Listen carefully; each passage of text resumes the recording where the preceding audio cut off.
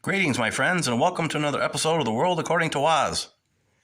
It's Saturday, February 18th, 2023, and I hope you're all having a good weekend.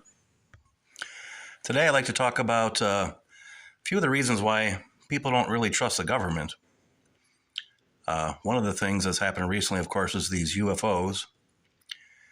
And the government, of course, can't explain exactly what they are, where they're coming from. But they're sure they're not aliens. So they're, don't know what they are, but they're positive it's not aliens. Doesn't make any sense. How can you be sure it's not aliens if you don't know exactly what the heck it is? I personally don't think anything is likely to be aliens. I honestly believe that we have such a huge solar system, the universe is so massive, that there probably are other life forms out there. But of course, we have no evidence of this. But it would make sense to have such a huge universe, and we would be the only ones living in it. Doesn't make sense. But anyway, when government tells us that they're sure that it's not aliens, even though they're not quite sure exactly what they are, this is kind of like them telling us that they're not quite sure why these young athletes are dying suddenly, but they're positive it's not due to the jab, not due to the COVID vaccines. They're sure that's not what it's from, but they still don't know exactly what it is. With all this lying on the part of government, is there any reason why people just don't trust them anymore? This is like the boy who keeps crying wolf when there really wasn't anything wrong. Eventually people stop paying attention to you. And this is really bad because if something serious does come up and the boy, is not crying wolf, but he's actually trying to say, hey, look what's happening, people are just going to ignore him. That's the way it works. If you lie over and over and over again, eventually people are just going to ignore you. They're not going to believe what you're saying. And for example, it brings us to this chemical spill in East Palestine, Ohio, where, of course, they had this train derailment, leaking all this toxic stuff all around. And government decides to set it on fire, thinking it'd be a good thing to do, and obviously it made things even worse. And unlike climate change, this is a real environmental disaster. Possibly the worst environmental disaster we've had in the United States. This train derailment is just devastating. And now we have all this toxic stuff in the Ohio River. And I found out recently that the Ohio River supplies drinking water to about 10% of the population of the United States. So that's like, 30 million people get their drinking water from this river, which is now contaminated. And government deciding that it's a good idea to set this stuff on fire, of course, made things even worse. They got this big mushroom cloud over, that part of Ohio, and residents are complaining about the smell and everything else. And it's been deadly. As far as animals go, they've got fish dead everywhere, all around the area. Animals are getting sick and dying. And they've got dead fish everywhere. Animals are getting sick and dying in the area. People are getting sick. And, what are the long-term effects of this disaster going to be on the health of the residents there? What's it going to be like 5-10 years from now? Are people going to be getting cancer from this? What's going to happen?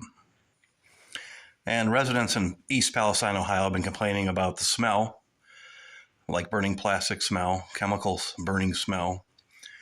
And people are complaining about developing rashes. They're breaking out and things like that from this. People are getting sick. And our good friend Pete Buttigieg, this guy's just a total joke. He's been MIA during this whole thing. He's come out recently talking about it, but he's just kind of blowing it off as if it's no big deal. And it's a major deal. And the EPA isn't answering any questions. The residents are asking questions. The EPA is not being helpful at all. Government in Ohio is not helping out at all, providing any real answers. And at first, the governors of Ohio and neighboring Pennsylvania stated that the burning of these chemicals from the train derailment was the right thing to do, and that went well, and it went as planned. And now these two governors have done a complete about-face and are saying that the burning of the chemicals is a bad idea, and are now blaming the railroad, which the railroad is at fault, but so are these two governors who basically signed off on the burning of these chemicals, and government, as a result, took a bad situation and made it worse, like it always does.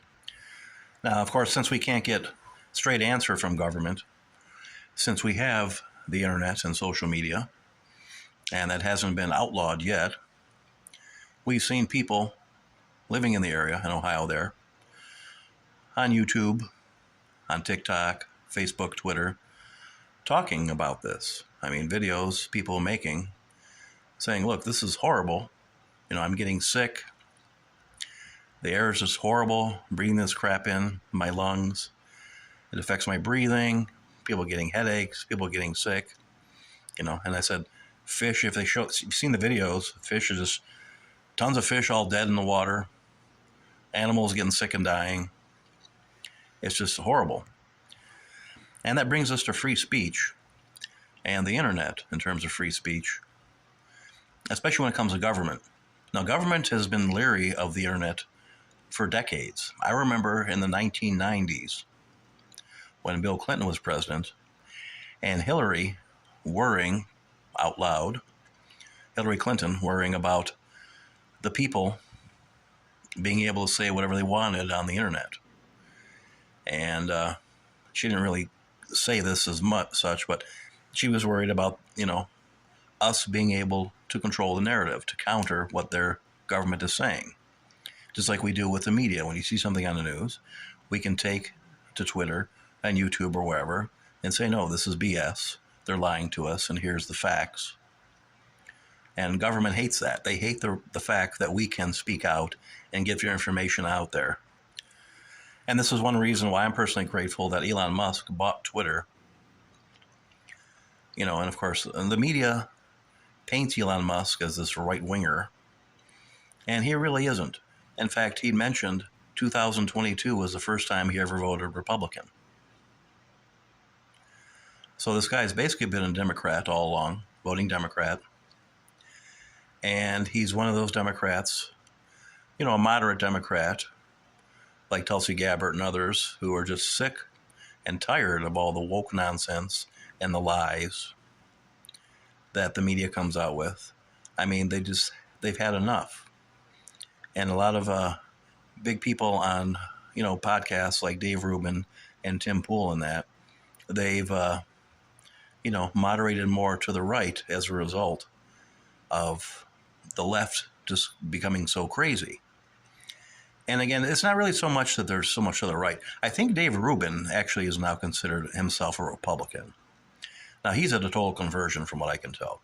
Tim Poole, in my opinion, is still a moderate lefty, but he's not one of these woke crazy guys. I mean, he criticizes the left constantly, especially the woke stuff and all the lies in the media. And I'm personally happy that that's happening. And we need more voices like that on the internet. I mean, these podcasts and these big-time people like Dave Rubin, Joe Rogan, Tim Poole, I mean, they're getting so popular that they draw more viewers and listeners to their podcasts than a lot of the mainstream media does on their primetime shows. I mean, really, I think Tucker Carlson's about the only guy who's still beating these big-time internet guys, podcasters. Joe Rogan is pretty darn huge, though. Joe Rogan may be possibly drawing more than Tucker, but I doubt it. But I mean, aside from Tucker Carlson, there really isn't anybody who's competing with him, and that's a good thing. Because, I mean, we just can't trust the mainstream media anymore. So I'm going to wrap up this podcast on a Saturday night, and I hope you all have a good rest of the weekend, and I'll talk to you again soon.